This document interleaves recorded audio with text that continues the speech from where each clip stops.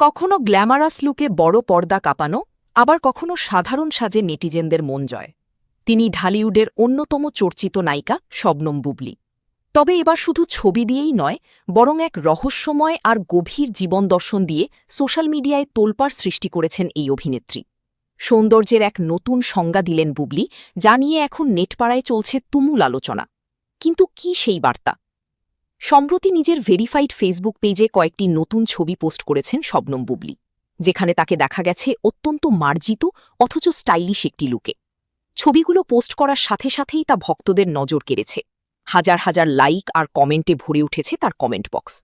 তবে এবারের আকর্ষণের কেন্দ্রবিন্দুতে কেবল তার রূপ নয়, বরং ছবির সাথে দেওয়া তার চমৎকার ক্যাপশনটি।